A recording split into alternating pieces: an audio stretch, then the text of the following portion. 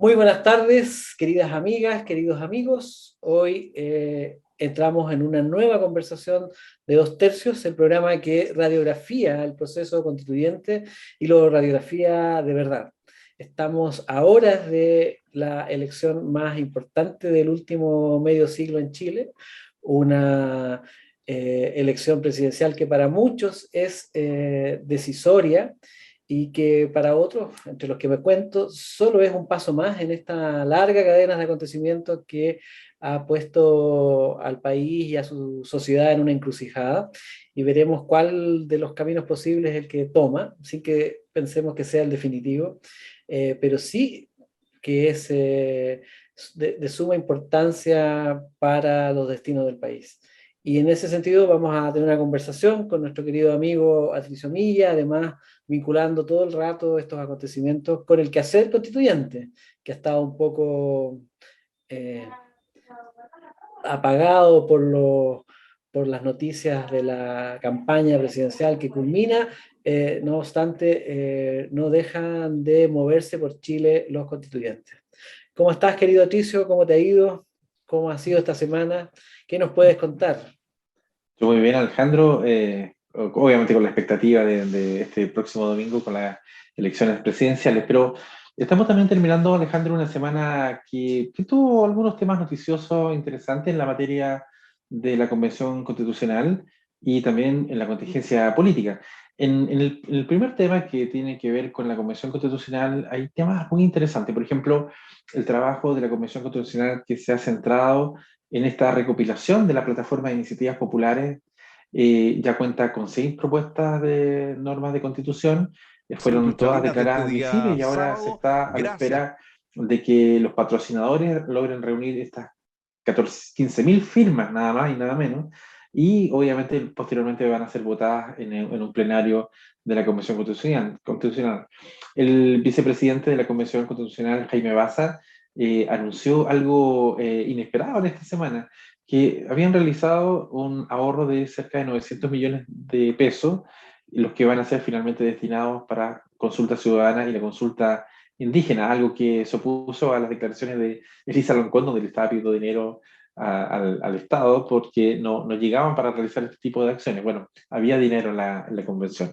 También la Comisión de Derechos Humanos de los Pueblos Indígenas de la convención aprobó el texto base que dará pie al proceso de consulta indígena, cuyo objetivo finalmente es considerar la voz de las naciones originarias en la propuesta de esta nueva Carta Magna. Y el vicepresidente de la Convención Constitucional, Jaime Baza, visitó, y es un tema que nosotros vamos a abordar, visitó Petorca para presentar la norma constitucional que garantiza los derechos humanos al agua y al saneamiento. Además, el alcalde, y esto fue una nota muy interesante, el alcalde Ignacio Villalobos aseguró que la comuna está a puerta de sufrir un éxodo motivado por la sequía, y dentro de las tantas anécdotas que ocurrieron en la convención es que se tuvo que recurrir a la famosa tómbola para poder definir ciertas audiencias, que eran una cantidad impresionante, había llegado, pero no se podían realizar todas, así que apareció la vieja tómbola para generar esta audiencia. Y en la Estamos plataforma Chile iniciando Convención, otro capítulo que de es Voces. la plataforma oficial de esta Convención Constitucional, están solamente subiendo por estos días videos. Entonces, ¿qué se ha extrañado? Que no han logrado subir las actas de cada una de las instancias. Y eso es una tarea pendiente, el tema comunicacional. Ahora, Alejandro, en materia de contingencia política semanal, bueno, hay varios temas que fueron relevantes. Primero, el cierre de campaña política para la segunda vuelta de las elecciones presidenciales de nuestra presidente de la República. Y las campañas estuvieron marcadas por discursos bien como polarizados y donde los medios periodísticos internacionales destacaron que no, o sea, no destacaron los proyectos políticos de cada uno de los candidatos, sino que por vez primera informaron que las campañas políticas estuvieron muy dominadas por las redes sociales y por las noticias falsas, ¿no? Y obviamente por la incertidumbre. Vamos a conversar más adelante sobre ese tema, así que estamos ante una tragedia griega, ¿no? Cuándo se regenerará nuevamente el centro político en nuestro país, qué pasará con la constitución según gane Kass o gane Boric. Bueno, también destacamos que murió el penúltimo bastión de la dictadura militar de Augusto Pinochet. Nos referimos al fallecimiento de su señora, la señora Lucía Aguilar, cuyos últimos años estuvieron marcados, ¿no?, por el caso Rick y también transacciones de propiedades de SEMA Chile.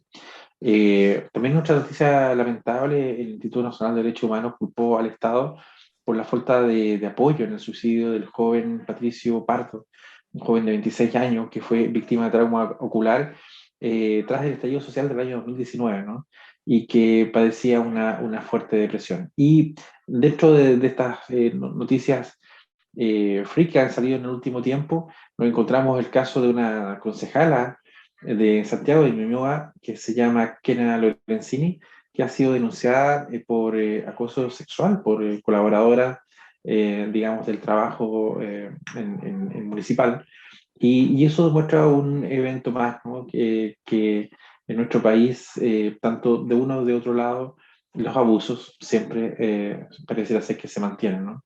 Así que eso ha sido, Alejandro, un tema general de nuestra resumen. Y pasemos a algunos temas que tienen que ver con la Convención Constitucional. Yo te propongo que podamos conversar sobre esta plataforma de iniciativas populares de la Convención, que ya cuenta con 100 propuestas. Y hay temas que son sumamente interesantes. Primero, que se están abordando temáticas propias de la ciudadanía. Se está hablando del concepto de la discapacidad, de garantizar derecho al descanso, de defender los símbolos patrios, de que en las papeletas de votación se pueda colocar en algún momento que ningún candidato me representa, y normativas que podrían afectar las cárceles VIP, por ejemplo. En fin, hay 100 iniciativas ciudadanas en esta materia. ¿Cuál es tu percepción sobre el real aporte de la ciudadanía respecto de insumar a la Convención Constitucional para poder redactar a futuro artículos en esta nueva constitución? Sí, la verdad es que nos quedamos cortos, son al día de ayer, más bien al 16 de diciembre, son 190 las iniciativas ya Bien. que han pasado el filtro que la propia convención ha establecido, es decir, son iniciativas que se considera viables de discutirse e incorporarse a la nueva Carta Magna en la medida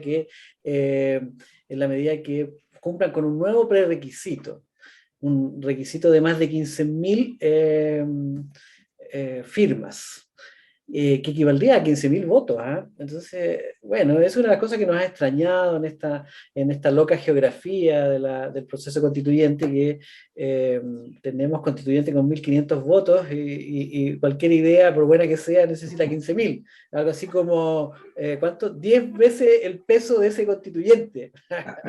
Esto es para el registro nomás, porque finalmente entendemos que la lógica de la legitimidad, los conglomerados son los que de algún modo legitiman a los constituyentes, pero si fuera una democracia directa, como muchos de ellos sueñan y plantean, no estarían allí. Y en ese sentido, pueden ir a la página de Chile Constituyente y echarle una miradita a las propuestas. La verdad es que la mayoría son de una razonabilidad bastante clara, ¿cierto? Cualquiera de ellas nos puede resultar interesante, por muy, ¿cómo se llama? Eh, particular que sea. Por ejemplo, eh, de las que registran más firmas al día jueves, hay varias que se refieren a la libertad de educación, a la libertad de educación, a la libertad de los padres de elegir, a la libertad de tener escuelas y escuelas religiosas, por ejemplo. Congregan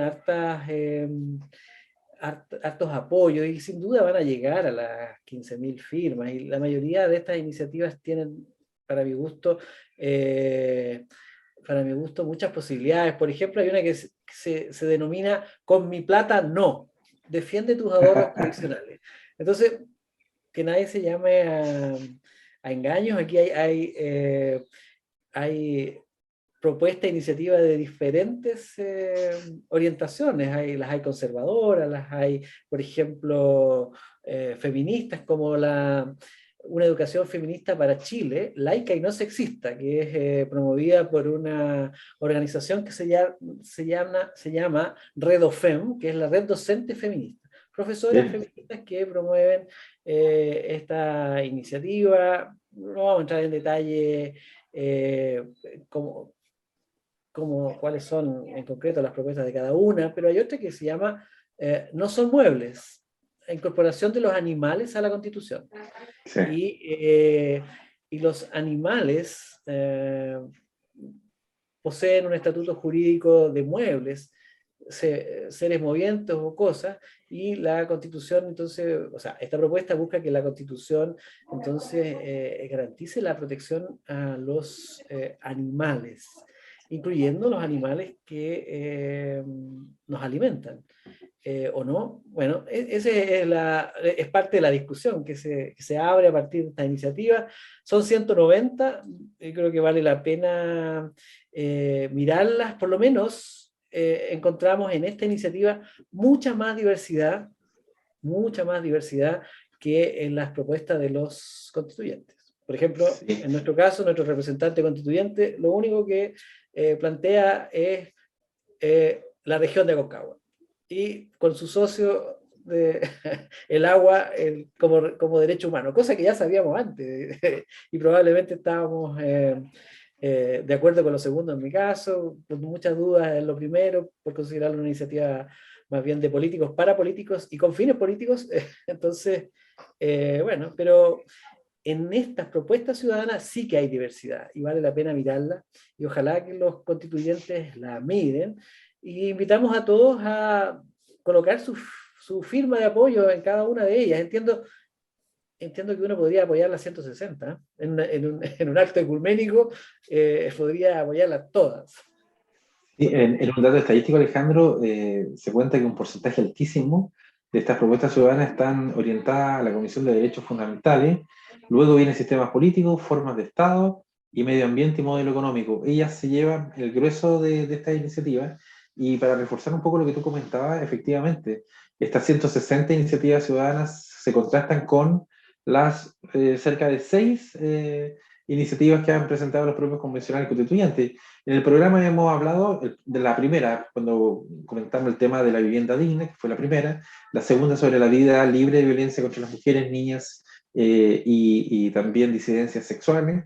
También ha aparecido el tema de la protección a la salud de las personas en la ejecución de sus actividades económicas. Hablan sobre la vida y la primacía de la persona humana, de la represión humana asistida, por ejemplo. Entonces, han estado como al debe nuestros convencionales constituyentes en la creación. Hay una, Alejandro, que tú lo mencionaste recién, que tiene que ver con algo que aparecía obvio. Jaime Baza visitó, el vicepresidente de la convención, visitó hace pocos días Petorca para presentar la norma constitucional que garantiza el derecho al agua, ¿no?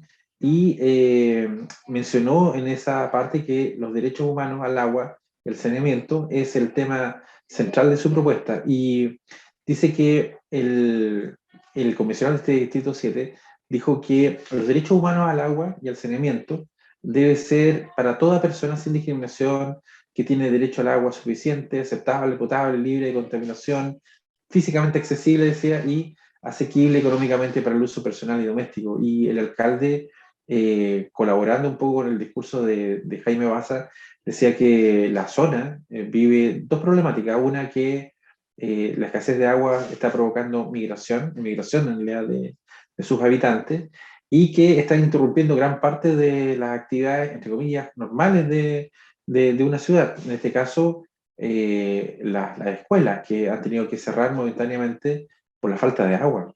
¿Qué lectura das a este tema, Alejandro, de que ahora aparece nuevamente el tema del agua? Bueno, tenemos un gobernador que basó gran parte de su campaña en la defensa del agua en nuestra región.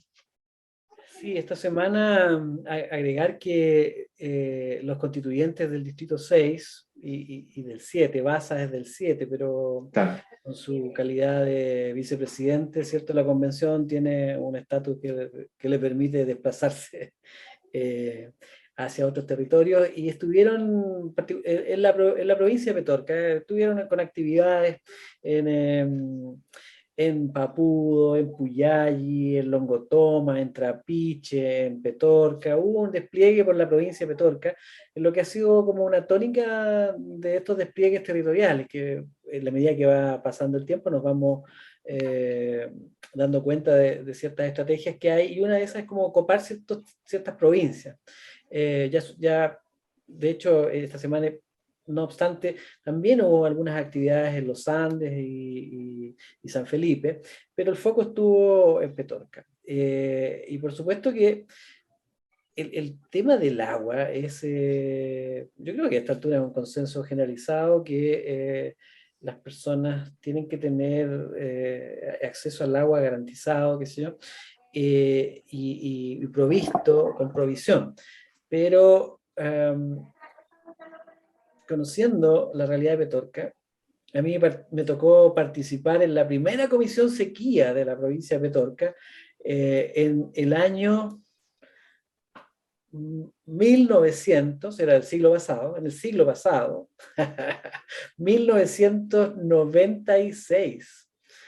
Entonces, en el 96 ya la crisis del agua, la crisis hídrica azotaba a Petorca. Y todos se comprometieron a pie juntilla que iban a hacer los esfuerzos por enfrentar esta situación, y ya ven ustedes, han pasado 25 años y aquí estamos. Entonces, ahora se eligió al gobernador del agua, que justo esta semana ha sido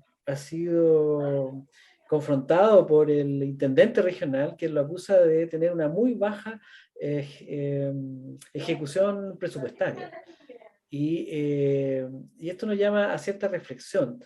Cuando las plataformas políticas se construyen que son monotemáticas, que se construyen sobre un tema, como el derecho al agua, como la región de Aconcagua, son monotemáticas finalmente estas plataformas, pueden ocurrir cosas como esta, donde la gestión de un territorio es muy completa, es muy compleja, y lo que más se espera de un gobernador es que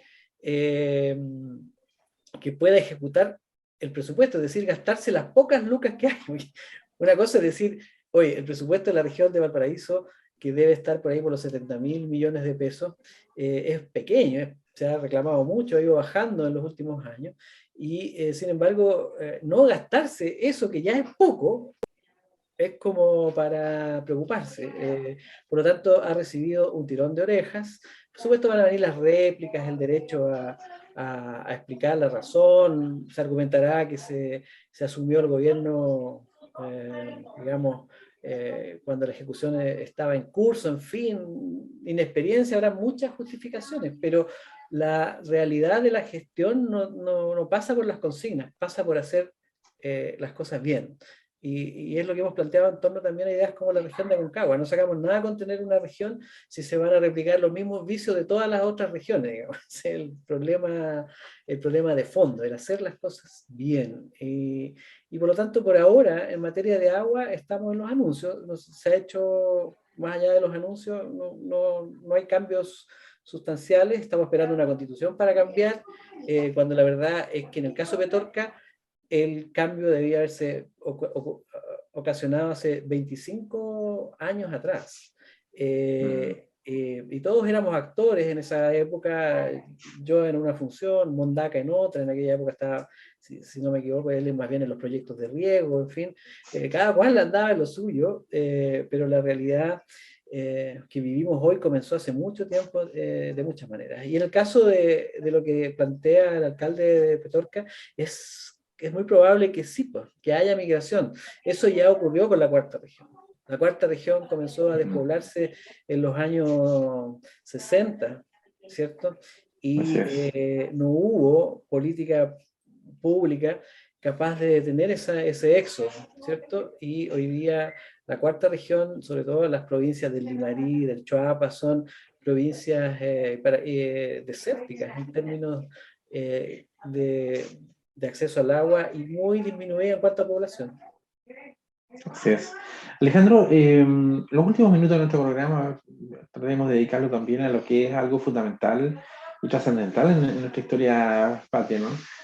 Mañana están las elecciones presidenciales Y una cosa que destacaron los medios de comunicación internacionales es que en Chile, a pesar de que la lógica del sí y el no, cuando se terminó la dictadura militar y se llegó al mundo más democrático, dicen que nuevamente se ha levantado nuevamente la lógica del sí y el no en estas elecciones.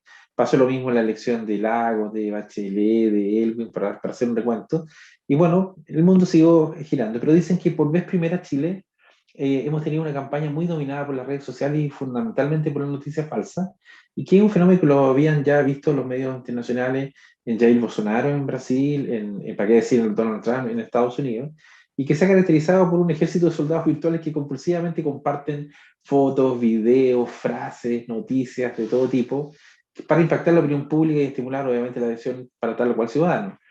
Este tema de la desinformación ha sido todo un arte comunicacional y de alguna manera también ha involucrado a este significante vacío que es la opinión pública, pero también las redes sociales tienen una amplificación y una sonoridad muy fuerte en el fenómeno relativamente en estas campañas políticas.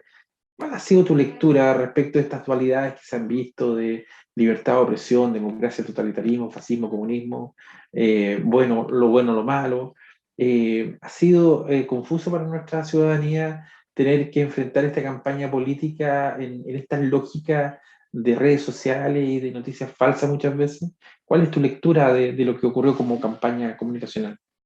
O sea, esta es una de las campañas más fáciles que hay, porque en el fondo es una campaña de disyuntiva, de un extremo u otro, de dos polos bien definidos, y en ese sentido esta es una campaña fácil. El malo está al frente, el malo es el otro, y es una campaña que en suma es muy dañina para el país. O sea, ambas campañas para poder ganar tienen que acentuar sus virtudes, pero lamentablemente se ha optado por atacar al adversario sin reparar en el daño colateral que eso produce, y el daño colateral que eso produce es que destruye aún más las instituciones en Chile. O sea, los discursos finales del día de ayer fueron malos ambos, pero no algunos, porque son dos, uno más malo que el otro, en el sentido de uno parte con una necrología prácticamente y termina dibujando un mundo horroroso que viene de la mano del adversario y apenas haciendo un croquis de un mundo luminoso que viene de la mano del propio candidato que habla. Entonces, esos escenarios son muy negativos. La verdad es que estas han sido campañas muy facilistas desde el punto de vista comunicacional. Y lo de la mentira y los bots, que son la forma en que se llaman estos malhablantes que se dedican, en este caso se dedican a difundir y noticias falsas o medias verdades o magnificaciones. Lo que más hay son magnificaciones de situaciones, ¿cierto? Esto al estilo del jugador eh, paraguayo de los años 70 que lo tocaban y se tiraba al suelo y hacía un show prácticamente, o al estilo del Cóndor Rojas, querido, que termina siendo un, un tremendo show para llamar la atención. A ese estilo magnifican los hechos y la verdad es que, bueno, esa es parte de las viejas tradiciones de la política chilena, que nadie venga aquí a decir que no, que esto es un fenómeno nuevo. Lo que pasa es que cambió el medio de hacerlo, pero en la política chilena es un clásico, la cartita que se repartía y que denostaba al candidato del otro lado, es una vieja institución. Deberíamos tener un museo de las campañas sucias, digamos. Yo creo que esa es una vieja Interesante. tradición. En cada comuna, en cada elección, en cada época, se echaron a correr pasquines y cartas denostativas, solo que ahora eso se ha electronificado, para usar una palabra nueva. Así que, no, esta campaña no es una novedad en cuanto a a la sociedad, por así decirlo. Yo diría que es más sofisticada, es más, es más técnica, esta es una campaña mucho más técnica. Ambos candidatos han insistido en eso, en hacer de esta campaña un juego de ajedrez, en que lo importante es minar, minar, minar la imagen del adversario. Yo lamento que los sectores que se autoatribuyen la, la asignación de progresistas caigan en esto, porque es lo más reaccionario que hay, en el fondo. Y por lo tanto, es pan para hoy día, hambre para mañana. Y en resumen, lo único que hace es que posterga porque va profundizando el encono, va profundizando el desánimo, va profundizando básicamente la polarización. Entonces, posterga una solución a las contradicciones que tiene el país, que deberían estar más bien en una carta, en una propuesta clara y transparente. En el caso de Boric, por ejemplo, nunca llegó el programa actualizado de Boric.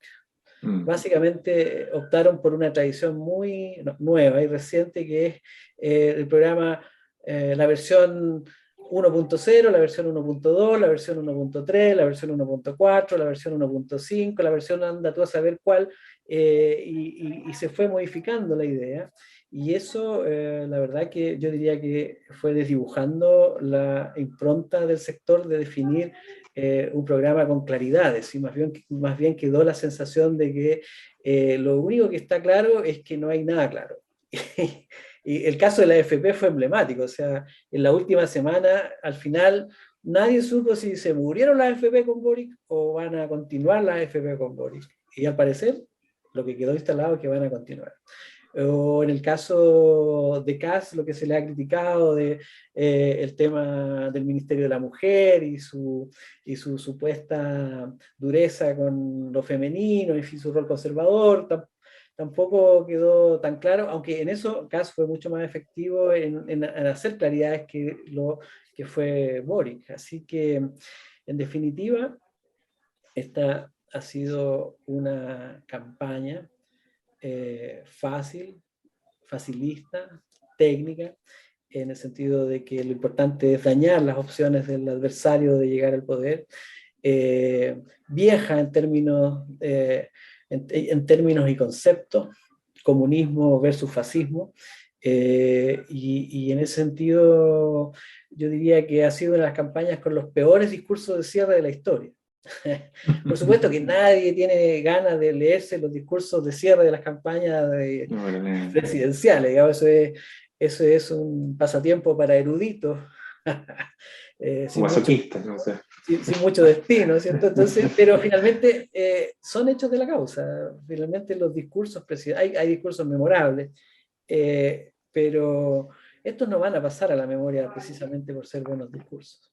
Alejandro, nos quedan exactamente 3 minutos y no puedo dejar de preguntarte dos temas. Uno, ¿qué pasará con la Constitución, según gane Kast, según gane Boric, en tu percepción? Y lo otro, ¿cuándo Chile recuperará algo tan añorado por estos días de polarización, de extremos políticos? ¿Cuándo Chile, en tiempo histórico, debería recuperar nuevamente un centro político?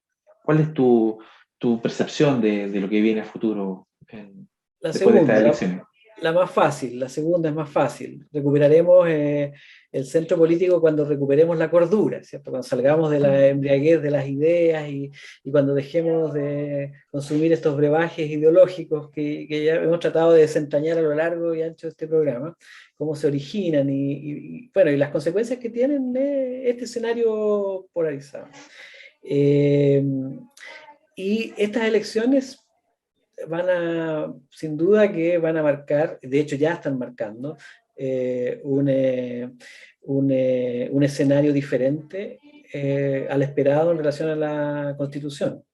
O sea, el resultado de la primera vuelta de las elecciones ya marcó un escenario que no es tan auspicioso para la actual Asamblea Constituyente.